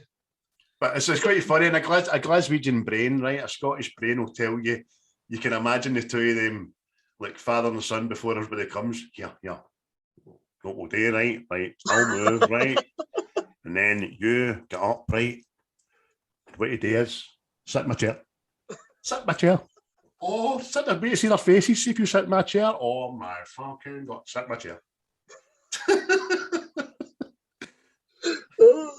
Oh, I bet you Don Corleone does the talk like that. Oh, here, Michael, come here to tell me. Watch this. I've got an idea. Oh, you're going to love it. I'll get to my flowers, right? My flowers. You go. Chair.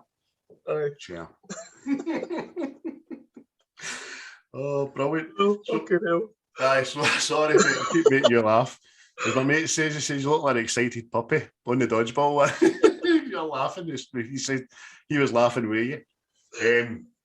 But Michael sits, as soon as he sits in the chair, man, there's just this, Pacino's just this whole new fucking character, man. It's just, it's not even the chin out, it's just calm, collected, methodical. Here's what's happening, the new setup. My dad's got my trust, so all users got my trust. And the biggest thing for me was when he tells Tommy he's out, but he's not out. He's just getting moved to Vegas because I think there's a merrier bond with Michael and Tommy than there is with Michael and his other two brothers. Yeah, definitely, man. Plus, there's also a smart thing he does there as well when he says to Carlo, when we move to Nevada, you're going to be my right-hand man. What happens there is he takes care of Carlo, not having to worry about Carlo, because Carlo now thinks he's got a big job. You know what I mean? So he's not going to do what he's done before. You know what I mean? But the whole plan, man, moving to Nevada, that's part, because I think it's part of Don Corleone's dream for the Corleone family to become legit one day.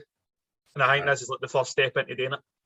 Moving to Nevada, getting away from the city, the old reputation and stuff. So, but it's like, you can see with Tom, he's just, Vito has to sit down with him.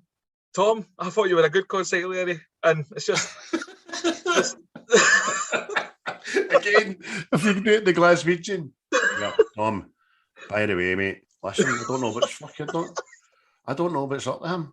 I swear to God, he never told me about this. I thought you were doing a brilliant job, you know what I mean?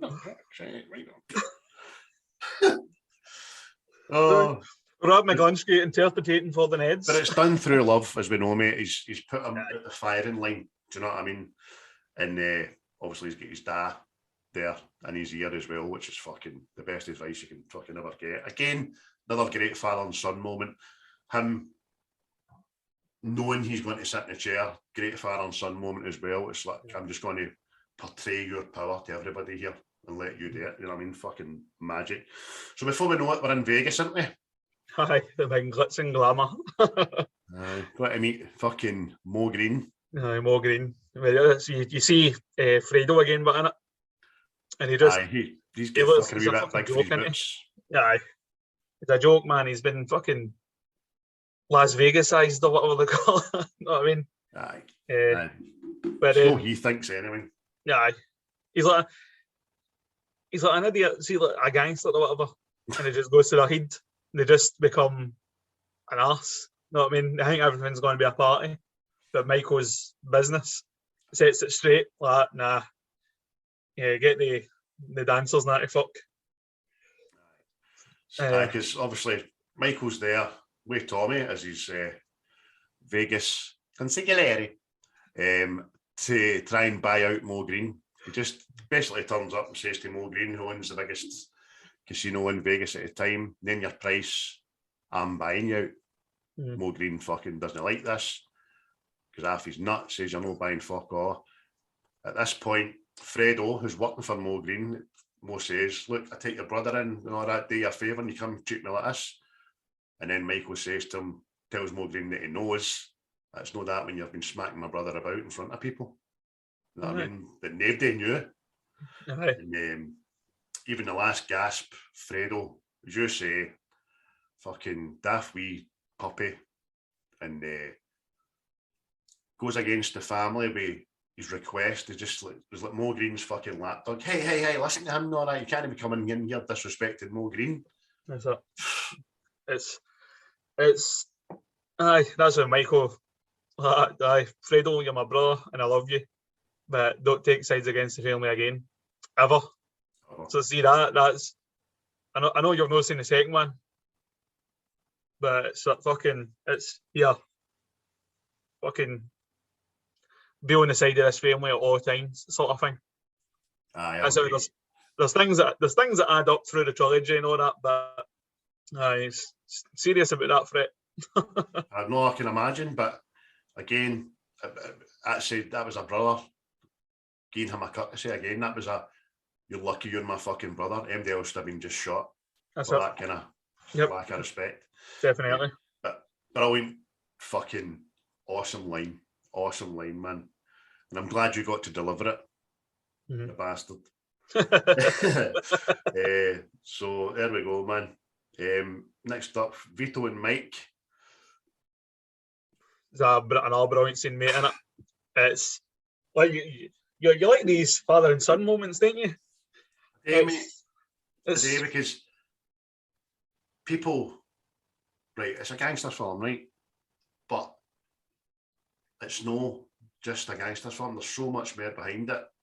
And maybe you've got to be in a certain position in your own family to see these things. Not just father and son thing for me is quite big. And Vito's always portrayed as painted as a big mafia boss, fucking no got a heart of stone.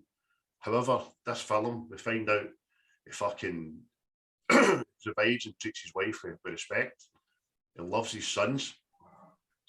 In the face of vengeance and revenge, he'll still look at the bigger picture to avoid bloodshed. There's so much more to Vito, man, than just being the guy that gives the go ahead for everybody to get the hits. Know what I mean? The order. He's just showing you the mentorship into it. He's teaching Michael all the tricks of the trade and stuff. Just say to Michael, but say I never wanted this for you. That's where you're getting the first kind of hint that Vito wanted to go legit with the whole thing. He's like, he went, I knew Sonny was going to have to go through this. But then he goes, that fucking, see your brother? I knew he was going to fucking, you know what he's like, he's fucking. That's what it says, and he went, Fredo. Again, hits home that he knew that Fredo wasn't going to be up to this, know what I mean?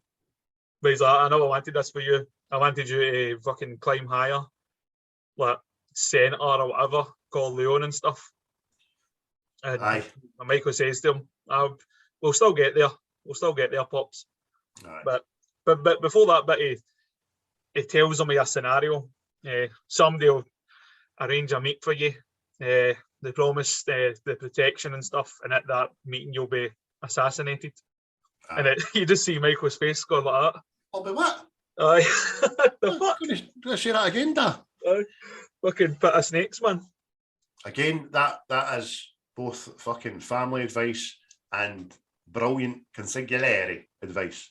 Yep. You know what I mean? That's just another tool of the trade, trick of the trade. By the way, somebody will set the meet up, and that guy's the guy that's fucking betrayed you. Do you know what I mean? Brilliant. And who is it that does it? So, Bill, sorry, Vito passes, didn't he? Aye. Vito, playing with his grandson, again, it's a humanising scene, isn't it? Yes. It's familiar, isn't it? Aye. Takes it away from your fucking baddie gangster and all that, and in the end, he's a grander playing with his grandson.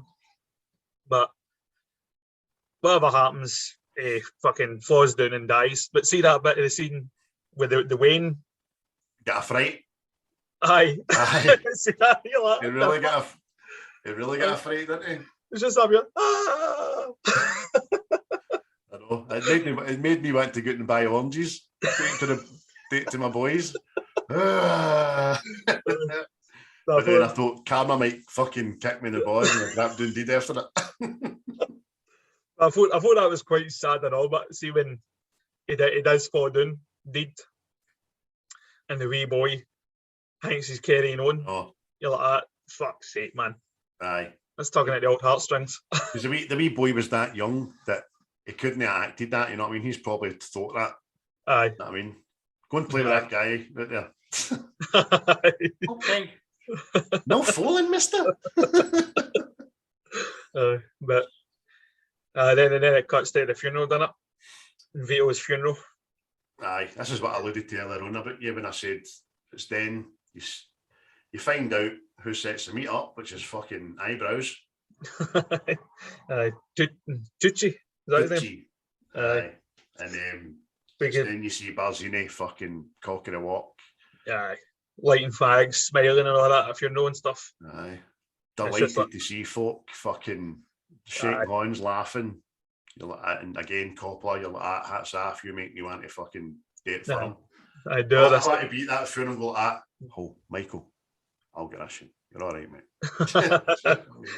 It's just that, see that scene, but he goes up to put the flower onto Vito's coffin, and it's just the way he fucking looks at Michael. It's just like, I'm coming for you, mate. Aye, because enjoy Michael again, like you said in the restaurant with Sarazzo. It's that deadpan, you're getting it face, isn't it? It just fucking stares him out the whole fucking time, man. Aye. Oh, it's brilliant, man. It's fucking. It's like the wee slight things are brilliant, man. It's just like that total. It is how it would happen, because it's not like everything in Hollywood is always fucking has to be a threat. You know what I mean? But just see the looks, just the acting, but just sheer looks. It's brilliant, man. Aye. Sometimes as you say, sometimes the best acting has been nothing said. Aye. Even Dodgeball. Dodgy. Even Dodgeball. Dodgeball. I'm not playing that game. That sounds dodgy. Well, maybe Godfather 4. Dodgeball. That's a bit dodgy, that. Okay, brilliant. But even last week in Dodgeball, some of the best bits, there was nothing said. It was just the looks, man, wasn't it? It was fucking Vince Vaughn and Conor McKnight and that. Fucking awesome. So after the funeral, we've learned it's fucking Tucci Barzini, and we know what's going to happen. This meet, it's been set up, is where Michael's going to go and allegedly be, well, it's been set up for him to be assassinated anyway. Yeah. However, Michael has a plan, Christopher. What is said plan? Oh, of course. Whilst he's given himself a brilliant alibi by being in, what is it? It's a baptism, isn't it? That's his sister, Carlo, and That's his sisters. He's at a baptism. Meanwhile, he's arranged for all the heads of the five families. Is he one of the five? So it's 4 families he's killed in. Yes. Aye, so he's arranged for all of them to be assassinated, really. So, Well, he's hiding in plain sight. aye, but see, again, it's good what they've done there. It's just they're going through the whole ritual thing. Michael, do you believe in the devil? Blah blah blah, and he goes, yes. And the next thing, bang. Aye. You know what I mean? Michael, do you believe in the Lord Jesus Christ? I do. Bang. You know what I mean? Just this. I believe in everything good, and I've given this a sign off. Aye, it's amazing, man.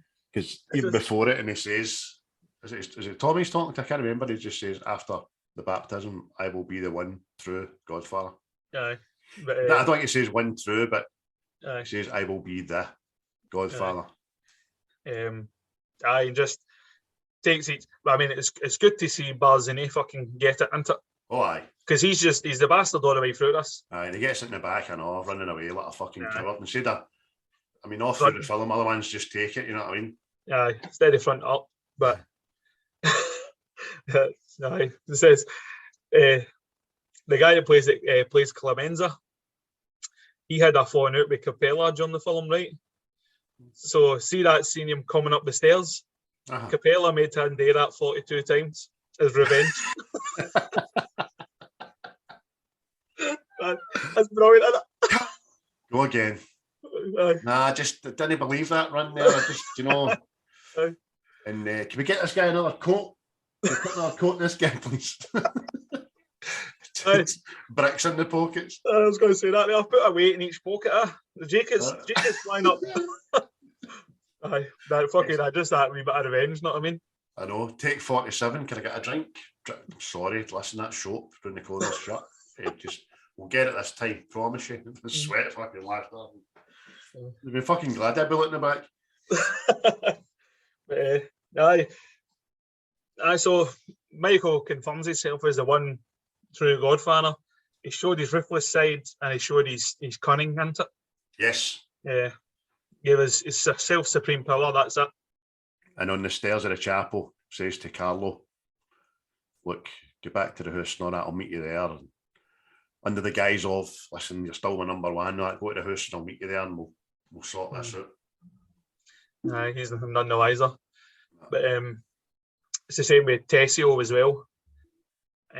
He's on the phone to somebody and says to Tom, oh, I hope Michael can get us a good deal here. Still being the fucking rat, know what I mean? But obviously, they're on to him sort of thing. So as he goes out into the courtyard, he's surrounded by all the Corleone men, isn't he? Right. Is there anybody out of this? And Aye. for somebody that's been in that their whole life to even ask that fucking question, you're like, come on, eyebrows. You fucking know the score here. Yeah, big sleek-it bastard. But you see, even to have the gall to ask that, I know. can you get me out of this for old time's sake? Like, what? You just fucking try to set up the heat honcho. Exactly. There's just absolutely no way. You fucking bampot. That's not how we roll. In Godfather 1, let me have you. Not at all. Not at all. Just you get in that car. Have at it. But then it cuts into inside the house, and it makes Michael look a bit sinister, doesn't it? You see with just the lighting and stuff as he comes in. Aye. It's very fucking Omen-like. Aye, you're right. Again, I know we hark on about cinematography sometimes. Maybe not so much last week in Dodgeball, but the things like that, right? But I'm thinking more of along the lines of in the nighttime scenes when they're driving the cars and they make New York look like this fucking dull, poorly lit, shady bastard place. You know what I mean? It's awesome for 1972. awesome. And then, as you say there, you just know why he comes in that door, the lighting, and his mood. Aye, make him look sinister as fuck, man. Michael says to Carlo he has to answer for Santino because they know. Because that always annoyed me in this film. See, when I seen it, I thought that fucker was going to get away with battling the sister. I know. What about through it? Aye. Do you know what I mean? You're like, what? He's still alive here. Aye, exactly.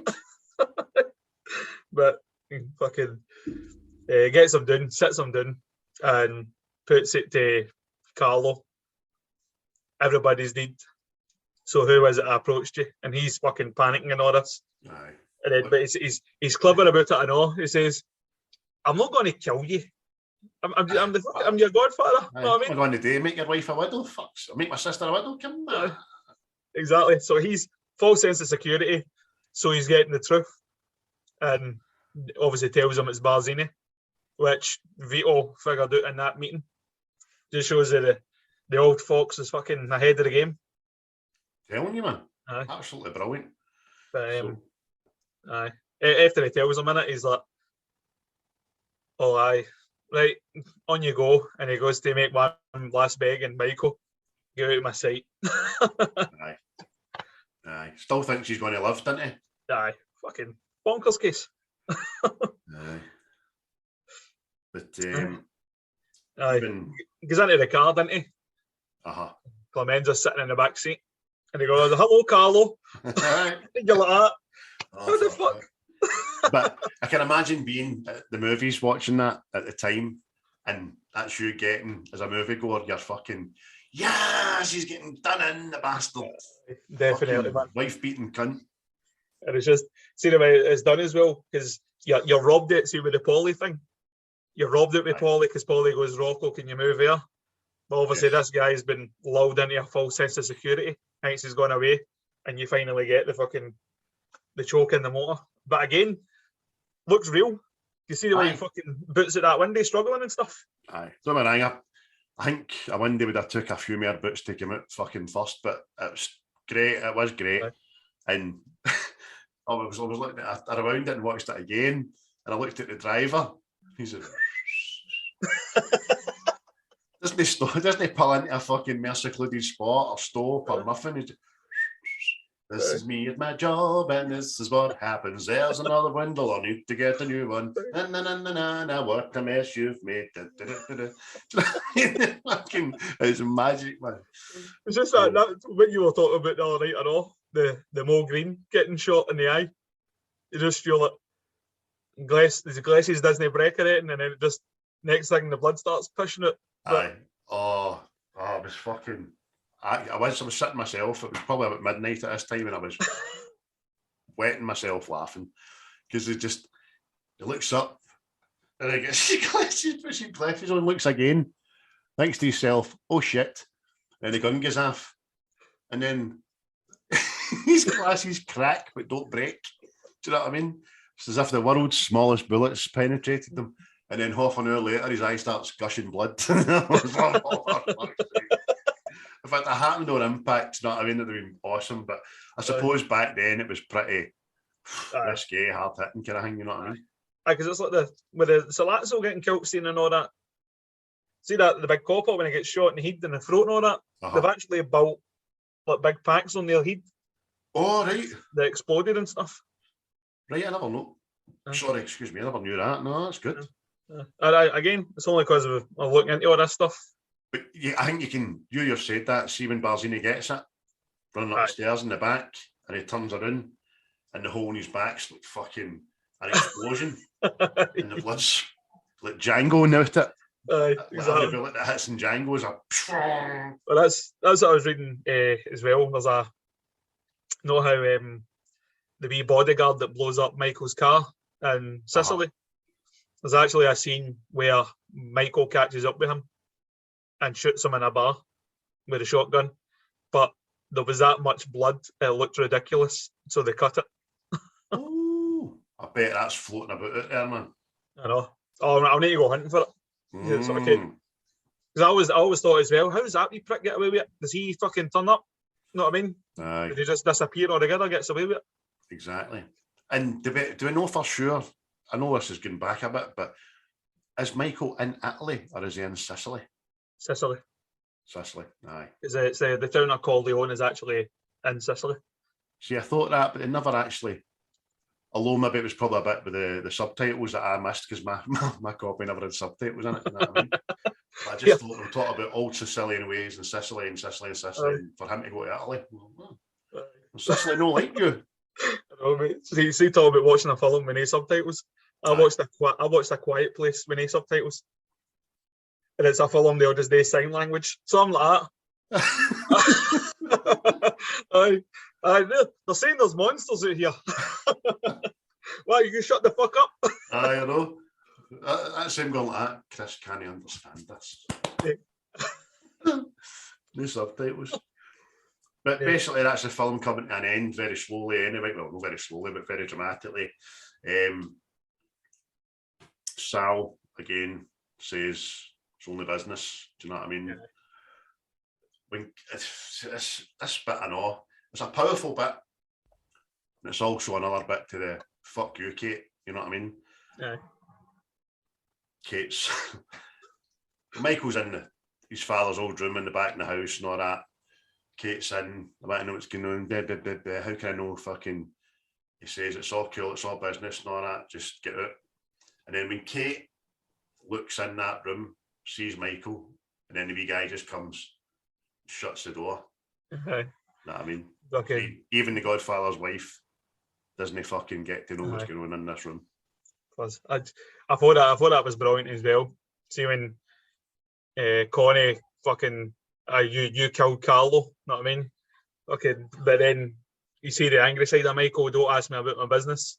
But then he says to her, "You can ask me this one time," and she goes, "Oh, well, did you?" And he just no. I know. But technically, he didn't. He didn't kill him. Exactly. So that's his get out clause. But fabulous ending. And then again, everybody's like, "Oh, look at poor Kate, man, looking in the door or not." Kate knows, man. Kate knows what she's fucking into. She's no fucking stupid. She just wants to buy me a fucking shady looking hat and jacket combos. It's the door shutting, but it's like you're part of this, but you're no part of this. You're going to come second, sort of thing. Aye. That was just the way you're saying it subtly, you know what I mean? Aye, if you can tell his own brother, you fucking don't ever go against this family ever again, or you're getting done in, then exactly, life's fucking no better. And that's how the film ends. And obviously, I've not seen two, but I have seen 2 or 3, but I just do not remember a thing. So I'm actually looking forward to watching the second 2. The follow-up to on the back of that, because there's obviously going to, as you say, lots to happen in the backstory with Vito and stuff like that, which is going to be good. And then a lot of people do reference the second one as a better film. This is usually an argument people have. They always say it's the best. But I think it's because it shows you the beginnings. See with Vito and stuff, how he goes from a civilian to the mob boss sort of thing. But I prefer the first one. The first one's the best for me.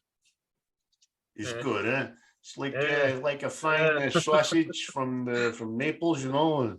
Stone baked pizza, motherfucker. But feeling all the stuff behind this, by the way, there was see when I say to you, there was so much stuff in the background of this. It was unbelievable. Hit me with a fact. Hit me with some knowledge. Elvis Presley auditioned for the role of Tom Hagen. Away. I swear.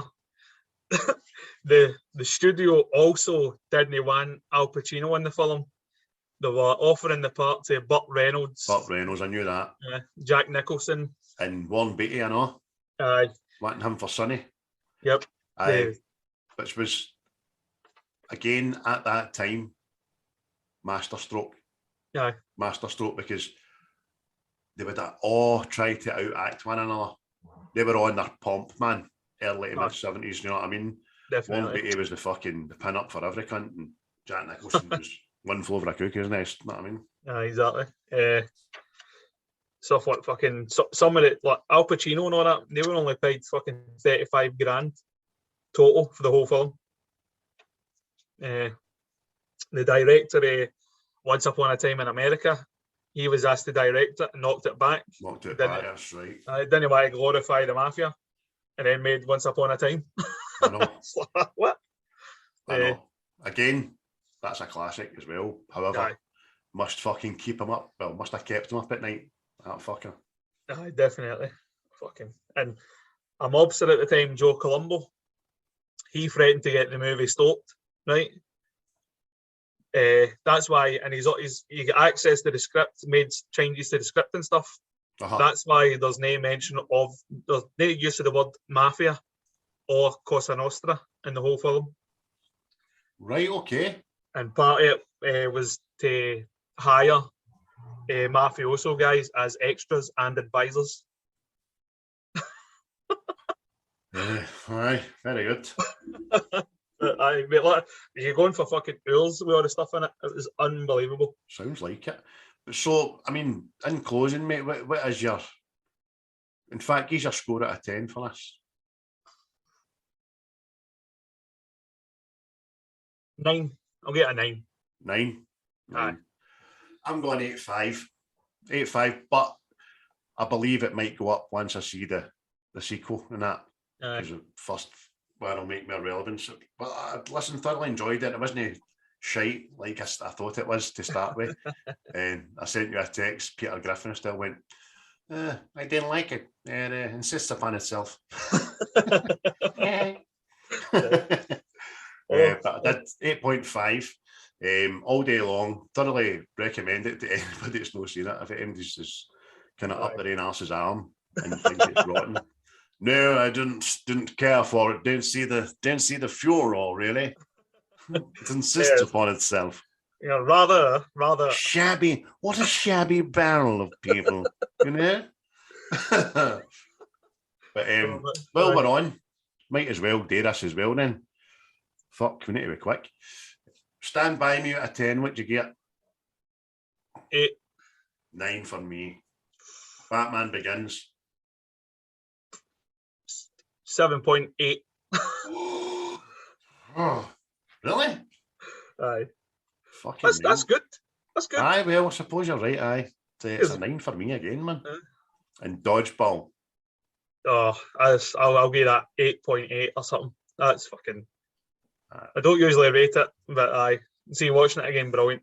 8.5, man. 8.5 all day long. So we're not us up to date with the ratings, but we will remember and do it every week. Yeah. It is Chris's choice next time around. I don't know what he's chose, if he has or not yet. Are you going to have a wee think about it, mate? Aye, we're going to have a wee. I don't know. We spoke about maybe doing something with Bruce Willis because of the recent news with him and stuff. So if it is that, I'll pick a couple of films and we'll vote to see what one we want to do. Cool. Look forward to it. And also happy to say that your microphone was absolutely tip top, mate. Was it? Aye. Yeah. Hostess with the mostess. That's it. Got to get yourself a fucking chain smoker.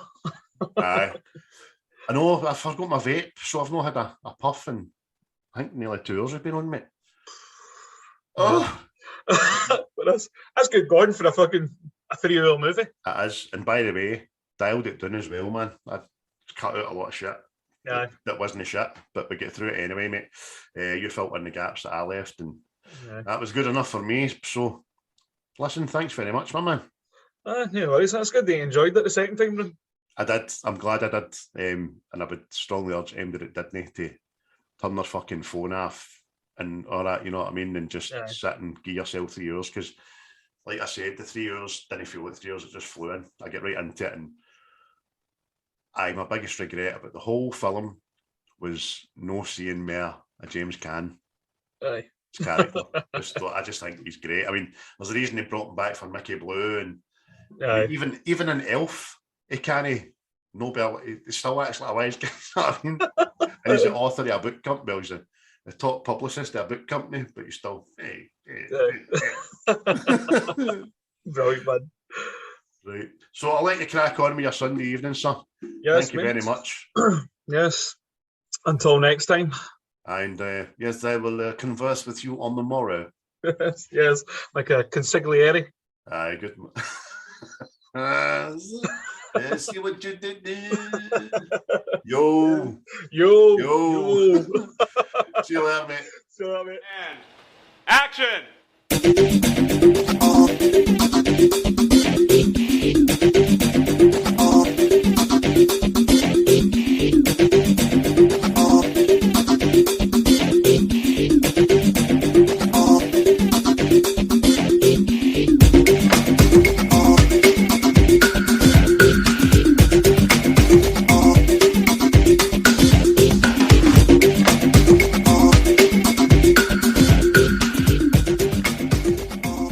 You disgust me. Grow up.